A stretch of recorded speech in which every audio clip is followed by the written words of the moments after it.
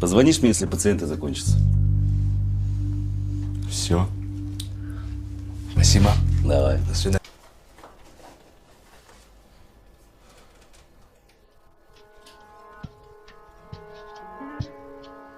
Алло?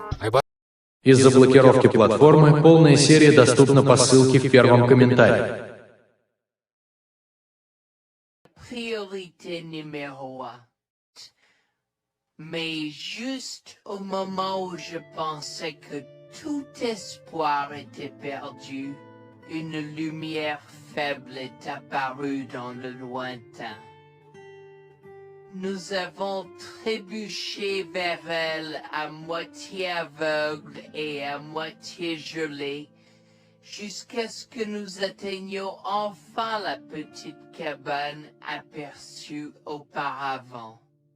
Avec ces bouffées de fumée qui s'élevaient toujours dans le vent rude, nichées dans une clairière, avec les quelques forces qui me restaient, j'ai frappé à la porte aussi fort que possible et je me suis effondré dessus. Maintenant, qui pourrait, oh Harold, apporter de l'eau bouillante et des couverts tout de suite? Un couple âgé et gentil nous a accueillis.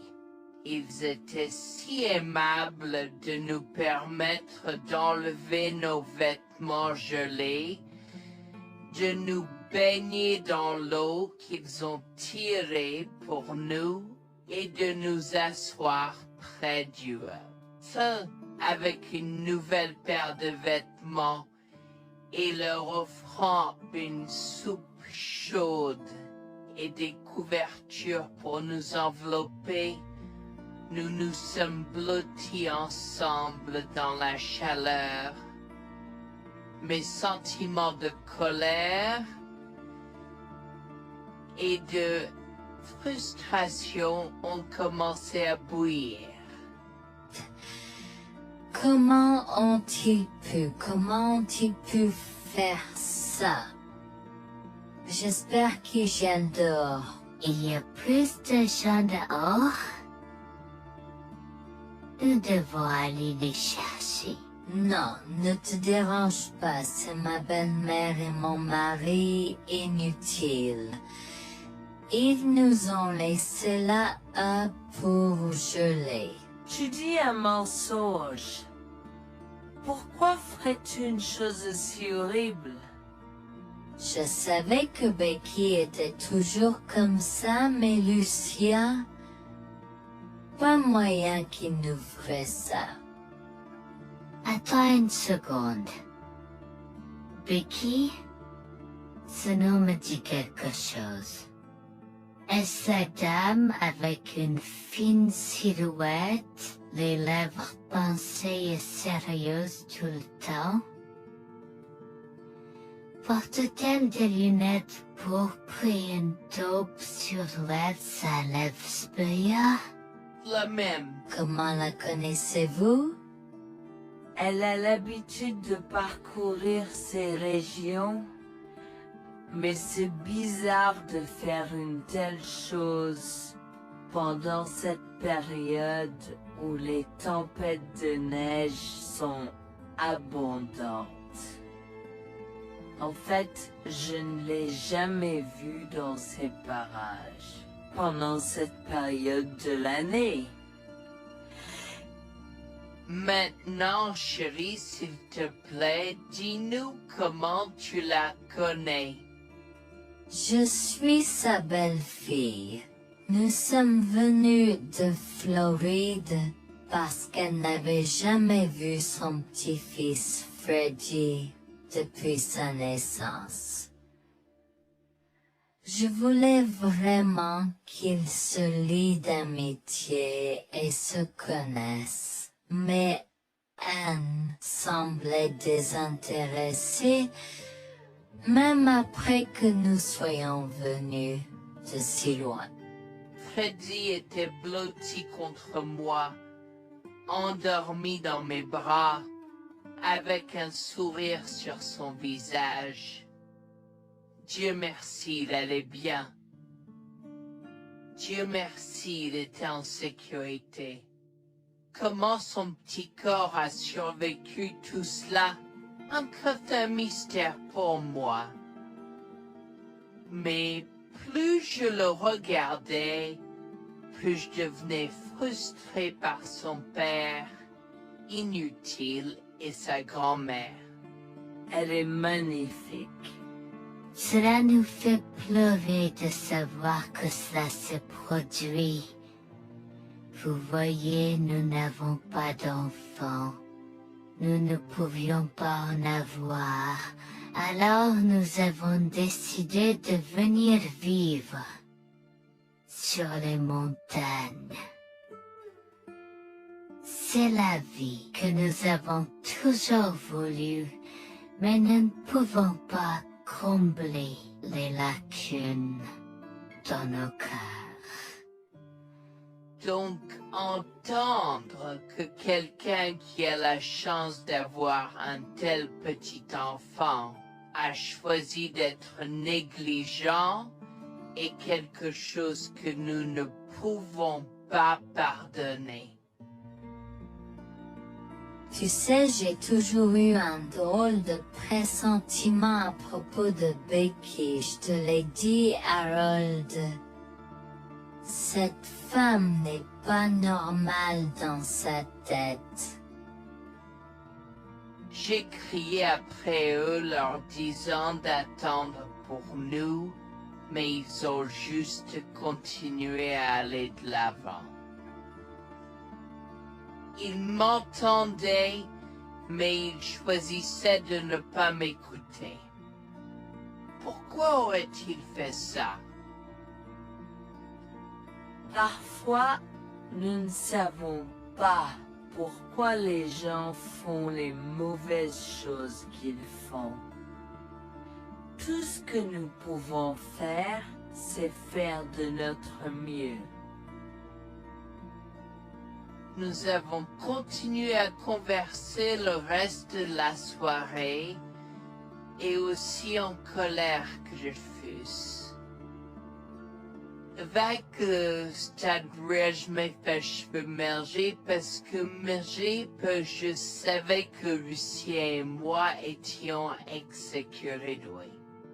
Le matin est venu et il semblait que la tempête de neige se soit calmée.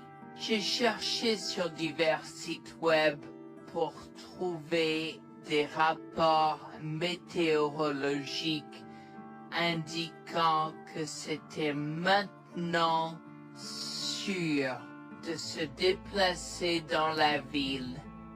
Et la ville. J'ai échangé des coordonnées avec Georgina et Harold, les remerciant pour tout l'amour et les soins qu'ils nous ont montrés. Il n'y a pas besoin de nous remercier. Nous avons juste fait ce qui était juste. N'importe qui, avec la moitié d'un cœur, aurait fait la même chose. S'il vous plaît, laissez-moi vous accompagner chez vous. Harold et Georgina nous ont accompagnés à la résidence et, oh mon Dieu, nous avons trouvé Lucien et Rebecca assis confortablement sur le porche avant, comme si Freddy et moi étions sur le point de mourir la veille.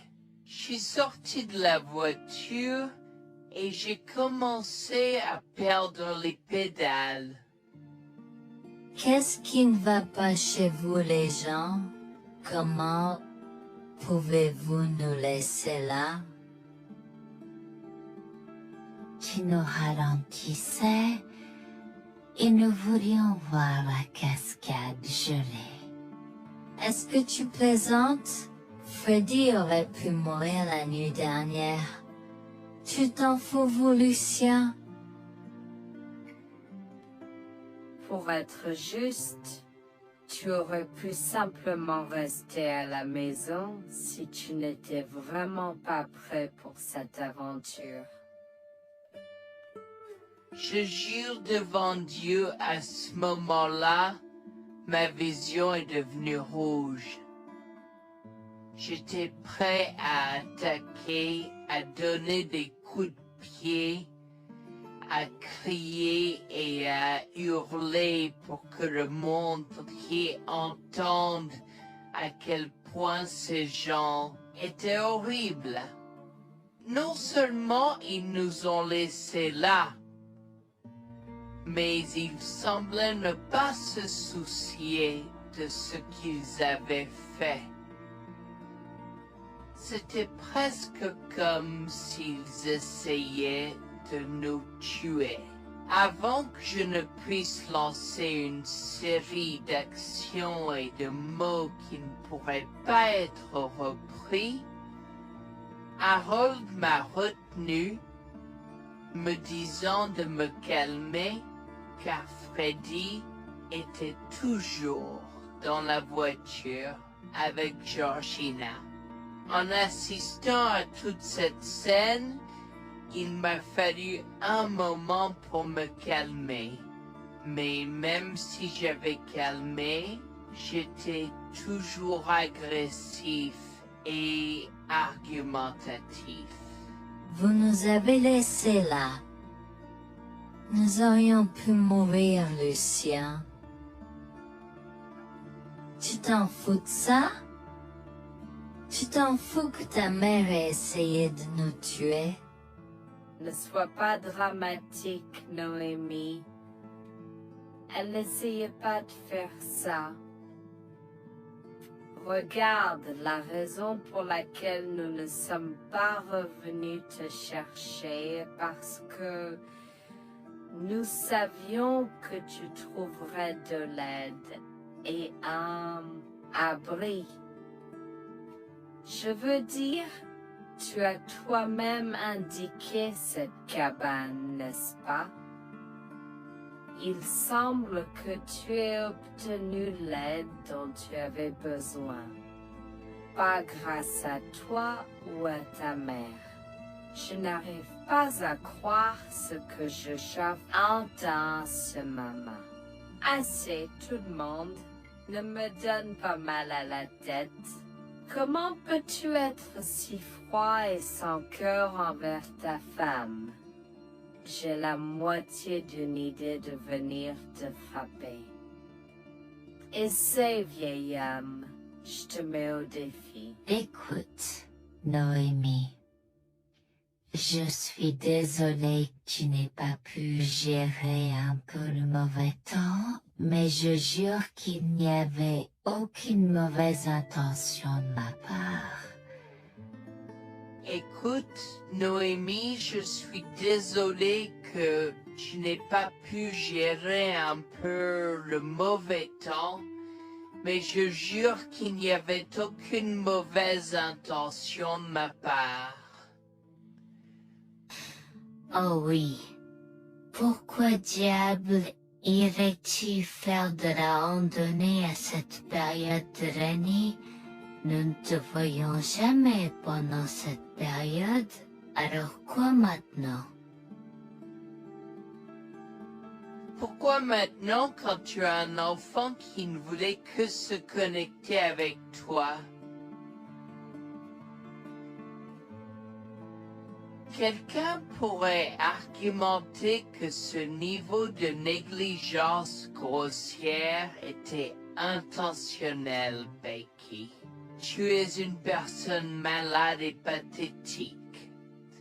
Cela a semblé faire fondre l'extérieur froid et dur de Becky, qui avait l'air douloureuse, du moins pendant un instant, avant de revenir à son extérieur de méchante sorcière de l'Ouest.